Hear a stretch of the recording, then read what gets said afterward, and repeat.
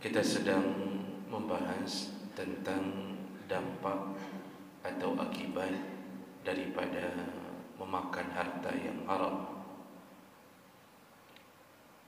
Dan kita sudah bahas di pertemuan yang lalu, orang yang terbiasa memakan harta haram atau mencari rezeki dengan cara yang haram, maka dampak pertama, dia telah menjadi pengikut syaitan atau orang yang paling mudah ditaklukkan oleh syaitan. Karena Allah mengkaitkan makanan dengan langkah-langkah syaitan. Setelah Allah menyebutkan makanlah yang baik, yang halal dan yang baik, jadi Allah sebutkan halalan thayyibah, lalu Allah katakan wala tattabi'u khutuwatis syaitan, dan lalu jagalah diri atau janganlah engkau ikut dari langkah-langkah syaitan. Jadi ada hubung kait antara makan haram dengan mengikuti langkah syaitan. Orang yang sering makan haram, dia akan mudah mengikuti langkah-langkah syaitan. Baik, itu dampak yang pertama. Jadi lemahnya kita di hadapan syaitan. Nah, kita sambung dampak yang kedua. Ketika orang suka makan haram, maka dia akan susah mendapatkan hidayah. Dan ini berdasarkan keterangan Allah Subhanahu wa taala di dalam surah Al-Maidah ayat 41-42. Allah Subhanahu wa taala menyebutkan wa may yuridillahu fitnatahu falan tamlika lahu minallahi syai'a ulaika alladhina lam yuridillahu an yutahhira qulubahum wa lahum fid dunya khizyun wa lahum fil akhirati 'adzabun alim azabun 'adzim sama'una lil kadhibi akaluna lis-suh. Jadi Allah pertama mengatakan bahawa ada orang-orang yang Allah inginkan kesesatan terjadi pada dirinya. Falan tamlika lahu minallahi syai'a. Kalau Allah sudah menyesatkan seorang hamba, maka tidak ada yang bisa mencegah kesesatan itu. Artinya, kalau Allah pilih hamba itu menjadi hamba yang tersesat, maka tidak ada satu orang pun yang bisa memberi hidayah kepadanya. Lalu kemudian Allah katakan ulaika alladziina lam yuridillahu yutahhira qulubahum. Dan mereka itu, yaitu orang-orang yang telah disesatkan Allah. Allah tidak menginginkan untuk mensucikan hati mereka. Jadi kalau Allah sudah pilih tersesat, Allah tidak inginkan mereka menjadi suci. Lahum fid dunya khizyun, mereka akan terhina di dunia. Wa lahum fil akhirati azabun azim, dan mereka akan mendapatkan azab yang pedih di akhirat nanti. Nah, ini dulu yang perlu kita pahami, bahawa masalah hidayah itu sepenuhnya berada di dalam genggaman Allah Subhanahu wa taala. Allah bisa memberi hidayah kepada siapa yang Dia suka. Allah bisa sesatkan siapa yang Dia suka. Yahdi man yasha wa yudhillu man yasha. Kalau Allah menginginkan seorang hamba ini bukan orang yang dapat hidayah, maka sampai mati pun dia tidak akan dapat hidayah. Apakah Allah zalim? Tidak. Allah tidak pernah menzalimi hamba. Jadi bukan bermakna ketika Allah ciptakan hamba, lalu hamba begitu saja tersesat, tidak. Tapi Allah bisa menyesatkan hamba karena keinginan hamba. Maka hidayah ini mahal. Orang yang tidak dapat hidayah, falan tajida lahu waliyan mursyida, dalam surah Al-Kahfi. Orang kalau sudah tidak diberi hidayah, maka tidak ada penolong, tidak ada wali, tidak ada mursyida, tidak ada yang bisa memberi petunjuk. walaupun berteman dengan orang saleh, kalau Allah buat dia tersesat karena kemarahan Allah padanya, maka dia tetap tidak ada yang bisa menolongnya. Dunia akhirat tidak ada yang bisa menolongnya. Nah, jemaah melakukan Allah Subhanahu wa taala. Jadi kalau begitu, kenapa Allah bisa menyebabkan seorang hamba tersesat dan tidak mau memberi hidayah? Salah satunya yaitu akaluna lis-suh, sama'una lil-kadzibi, akaluna lis-suh. Ada dua penyakit dari hamba, dan Allah akan buat dia tidak mendapatkan petunjuk dari Allah.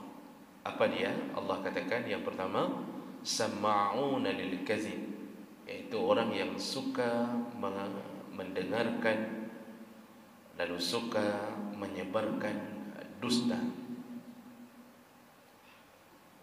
Dia dengar dusta suka, lalu dia sebarkan kedustaan pun suka. Orang yang sudah terbiasa dengan perbuatan ini dalam bentuk apapun. Kehidupan kita hari-hari, kalau suka berkumpul dengan para pembohong atau satu partai dengan para pembohong, hidup kita terus berusaha untuk berbohong. Lalu kita puji-puji orang yang berbohong itu agar terpilih kembali di 2024 contohnya. Ini contoh. Kita bergabung dengannya, kita suka dengar kebohongannya, lalu kita kemudian menyebarkan kebohongannya. Itu penyakit pertama yang membuat Allah marah dan Allah cabut hidayah dari orang itu. Sehingga jangan heran, kenapa kalau kita pikir uang banyak, kedudukan hebat, jabatan tinggi, tapi kok enggak sadar-sadar kita pikir begitu kan? Umur kan 70 tahun, mentang udit dengan dunia, sibuk dengan partai. Sudah 75 tahun, sudah jadi kakek nenek, masih sibuk dengan partai. Kalau orang bilang kan duduk-duduk ke ibadah kan, bukan duduk saja ibadah, banyak-banyak sedekah sana sedekah sini, tapi tidak. Dia sibukkan sampai mati dengan memikirkan urusan politik. Kita mulai berfikir, kenapa orang itu bisa begitu? Dan Allah beri jawaban, orang yang suka mendengarkan kedustaan, menyebarkan kedustaan, maka Allah tahan hidayahnya. Maka enggak, kalau tidak dapat hidayah, itu mau umur 200 tahun pun Pak, itu tidak berubah. Tidak berubah. Lalu satu penyakit lagi kata Allah, akaluna lis-suh, yaitu selama hidup yang membuat Allah tahan hidayah adalah akalun lis-suh, suka memakan haram. Suka makan haram, kerja di tempat haram, lalu gajinya gaji haram, bawa pulang ke rumah makanan haram. Ada yang model kerja di tempat halal, lalu kemudian dia membuatnya menjadi haram dengan mencurangi pekerjaannya. Ada kerja di tempat yang bagus, tapi dia berlaku curang, maka masalah itu berubah menjadi haram. Ketika kebiasaan makan haram, kita sudah jelaskan di pertemuan pertama, makan haram itu macam-macam. Ada yang bentuknya makan haram langsung, yaitu zatnya yang dimakan, makan babi, makan anjing, makan yang diharamkan binatang-binatang hasyarat. Kalau dalam mazhab Syafi'i, binatang yang masuk dalam kategori khaba'is, yaitu hasyarat-hasyarat, binatang menjijikkan, kecoa, tikus, cicak, itu yang model kecil-kecil tapi menjijikkan, itu diharamkan dalam mazhab Syafi'i. Tapi kita suka. Nah, itu termasuk kategori makan haram yang pertama, yaitu zatnya. Yang kedua, bukan zatnya, prosesnya yang kita jadikan haram. Yang kita bawa pulang uang. Uang itu jenisnya halal, zatnya halal, tetapi cara mendapatkannya haram.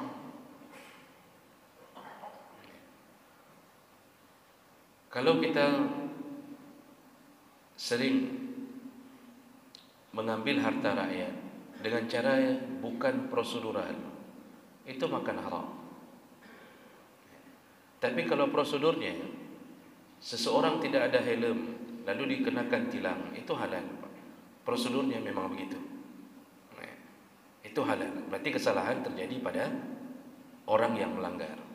Tapi kalau tiba-tiba tidak ada prosedural yang jelas, lalu tiba-tiba terjadi perkara-perkara di luar prosedur, apa yang mereka dapatkan haram.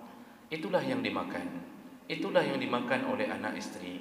Apa yang terjadi? Allah cabut hidayah. Kalau sudah Allah cabut hidayah, maka hidup kita ini berbahaya. Bahaya dunia, bahaya akhirat. Di dunia kita susah berbuat kebaikan. Jadi susah menjadi orang baik. Dibenci orang, tinggal dalam satu komplek, tetangga semuanya tidak ada yang suka kepadanya. Di mana-mana selalu menjadi provokator. Di mana ada dia ada masalah. Sehingga tidak ada yang mendoakannya. Kalau sudah sering makan haram, lalu Allah cabut hidayah, istri kita pun berubah menjadi istri yang tidak baik. Kenapa? Di dalam tubuhnya ada makanan haram. Suka membangkang, melawan. Kita sudah bilang, jangan joget-joget di depan TikTok. Tetap saja dia joget-joget di depan TikTok. Tetap saja dia akan melakukan perkara-perkara yang diharamkan. Bisa jadi dia selingkuh. Macam model. Kenapa? Ada makanan haram yang bukan milik kita, atau kita ambil dengan kezaliman, lalu kita berikan makan kepada anak dan istri kita. Anak kita, Masya Allah, luar biasa itu badannya, tungangnya, nakalnya. Kerja, kalau dia sekolah selalu mukul anak orang. Ayahnya hampir tiap minggu dipanggil oleh sekolah, tolong datang ke rumah Pak, anak bapak ini sudah mulai mukul anak orang lagi. Musuh di mana-mana. Ada anak jadi penyebab kesusahan hidup kita. Kenapa sebabnya? Kenapa Allah tidak beri kebaikan pada keluarga? Suka makan haram. Apa asalnya? Allah cabut hidayah. Maka jemaah melakukan Allah Subhanahu wa taala, Allah sudah sebutkan itu dalam Al-Quran. Maka rasakanlah diri. Coba fikir, kenapa keluarga saya susah berbuat baik? Kenapa istri susah taat? Coba pikir-pikir dulu. Adakah sesuatu yang kita ambil punya orang? Adakah harta orang yang pernah kita zalimi? Adakah gaji yang tidak berhak kita ambil lalu kemudian kita masukkan ke dalam bahagian daripada gaji kita? Dan itu lebih banyak menimbulkan kesusahan daripada orang yang kita susahkan. Orang yang kita susahkan paling bayar sekian karena kezaliman kita. Tapi Allah beri susah kita, kita bisa habis puluhan juta. Bada cok penggop terduh di bank. Tapi Allah bisa buat kita susah, yang kita harus keluarkan puluhan juta untuk menghilangkan kesusahan kita. Itu akibat Allah cabut hidayah. Maka jemaah melakukan Allah, sebagai akhir daripada tausiah ini, sedikit perlu memahami tentang urusan hidayah. Jadi hidayah itu petunjuk Allah, bimbingan Allah. Kita ini enggak mungkin hidup tanpa bimbingan Allah. Satu daun jatuh dari pohonnya, itu pengetahuan Allah, ilmu Allah, dan izin Allah. Jadi hidup kita ni, setiap kaki melangkah, itu izin Allah. Kenapa Bapak Ibu berhasil melangkahkan diri ke masjid di waktu subuh? Apakah karena kita cepat tidur malam? Ataukah ada jam waker yang membangunkan kita? Kita sudah pasang alarm di HP? Kenapa orang lain di sana, di luar sana, itu ada yang masih tidur, Pak? Ada yang belum bangun dan bahkan tidak bangun untuk salat subuh. Kenapa kita dimudahkan Allah? Apakah usaha kita atau izin Allah? Itu pertanyaan sederhana. Jawabannya bukan usaha kita, izin Allah. Siapa yang membuat kita mampu tidur lebih cepat? Karena sebagian orangnya hanya Pak, enggak bisa tidur tu. Tidurnya nanti jam 1, jam 2, hanya sehingga tidak bisa bangun salat subuh. Kenapa tiba-tiba kita begitu campakkan diri habis salat Isya, kita duduk di kasur, golong tadi arah dengar dadanya. Kenapa bisa tertidur begitu mudahnya? Seakan-akan tidak ada pikiran. Boleh kita bilang enggak ada masalah apa-apa. Siapa yang membuat kita bisa terbangun begitu mudahnya jam 4:30 sudah wuduk, solat tahajud 2 rakaat? Allah Subhanahu wa taala. Kenapa Allah pilih kita? Allah pilih kita termasuk orang yang dapat hidayah. Maka kita ini bisa solat subuh karena hidayah Allah. Kita ini mampu melangkahkan kaki karena hidayah Allah. Allah masih sayang kita. Allah pilih kita. Oh, dulu pernah kita maksiat, hari ini kita taubat. Itu hidayah Allah. Isteri kita baik bukan karena Allah, bukan karena usaha kita mendidik isteri. Berapalah hebat usaha kita mendidik isteri, tapi karena hidayah Allah. Maka penting sekali hidayah untuk membimbing hidup kita sampai ke destinasi syurga. Oleh karena itu Allah suruh kita memohon hidayah kepada Allah. Berapa kali disuruh oleh Allah sehari semalam? Minimal kalau orang yang salat 5 waktu, pasti dia meminta hidayah dari Allah 17 kali. Dalam 17 rakaat yang dia lakukan di 5 waktu, pasti 17 kali dia minta hidayah sama Allah. Apa kalimatnya? Ihdinas siratal mustaqim. Ya Allah, berilah kami petunjuk. Ihdina, berilah kami hidayah. Hidayah yang mana? Tunjukilah kami jalan yang lurus, yaitu jalannya para nabi, jalannya orang-orang syahid, jalannya orang-orang siddiq, jalannya orang-orang yang baik. Itu kita minta 17 kali tiap hari, Pak. Untuk apa? Supaya jangan tersesat. Maka para ulama secara umum, nanti macam-macam pembagian hidayah, tapi secara umum para ulama membagi hidayah menjadi 2. Yang pertama hidayatul irsyad wal bayan. Hidayah dalam rangka memberi pemahaman. Ini hidayah pertama. Kita ini menjadi Islam itu karena hidayatul irsyad. Allah pilih kita. Jadi di antara banyaknya rahim perempuan Amerika, rahim perempuan Yahudi, rahim perempuan Nasrani, Allah beri hidayatul irsyad, kita dilahirkan dari rahim muslimah. Nikmat terbesar. Allah sudah beri itu.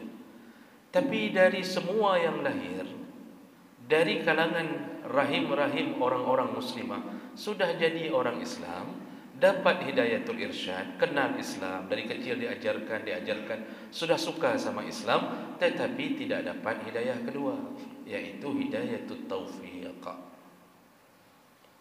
Apa itu hidayatul taufiq? Yaitu hidayah penguat hidayatul irsyad. Jadi yang kuatkan hidayatul irsyad itu hidayatul taufiq. Kita sudah Islam, tapi tidak semua orang Islam mampu melakukan amalan Islam. Maka orang Islam sebahagian dalam keadaan fasik, suka maksiat, suka berzina, sabu-sabu, macam-macam model. Mereka tahu Islam. Kita tanya, ironi Islam kan? Islam. Kamu senang berada dalam Islam? Senang. Kamu faham Islam? Faham. Siapa Tuhanmu? Dia kenal semua. Hidayatul irsyad. Kenapa enggak salat? Belum dapat hidayatul taufiq. Ternyata kita diberikan. Maka bersyukurlah atas hidayah ini. Dan jangan bersuuzan dan jangan merasa bahwa Allah tidak ikut campur dengan urusan hidayah pada kita. Abu Talib dapat hidayatul irsyad dengan cara memahami Islam. Abu Talib itu sayang sekali ke Muhammad, dan dalam kalimat dia terakhir, dia pernah mengucapkan, kalau bukan karena desakan, dia ini kan orang besar di kalangan Bani Quraisy ini, tu apalah ceritanya. Kata dia dalam kalimatnya, kalau bukan karena egonya menjadi pemimpin kampung, maka sungguh dia akan masuk Islam. Tapi karena dia egonya, kata Abu Jahal, kamulah orang paling tua di antara kami, masa engkau pun ikut agama nenek moyangmu? Ego dia membuat dia tidak masuk Islam. Padahal dia kenal Islam dengan baik. Diakui Islam itu agama yang paling baik. Dibelanya Muhammad sehabis-habisnya. Sayangnya hidayah taufik dia tidak dapatkan. Sampai ujung hayatnya dia tidak berhasil masuk ke dalam Islam karena hanya kenal Islam saja. Maka jemaah melakukan Allah, berhati-hatilah dengan makan haram, karena makan haram membuat hidup kita sengsara dunia dan akhirat, dan ujung-ujungnya terjauh dari kasih sayang Allah Subhanahu wa taala. Demikian, mudah-mudahan kita bisa menghindari urusan yang satu ini, dan semoga Allah kumpulkan kita kembali di dalam surganya. Amin ya rabbal alamin. Subhanakallahumma wa bihamdik, asyhadu an la ilaha illa anta, astaghfiruka wa atubu ilaik. Wassalamu alaikum warahmatullahi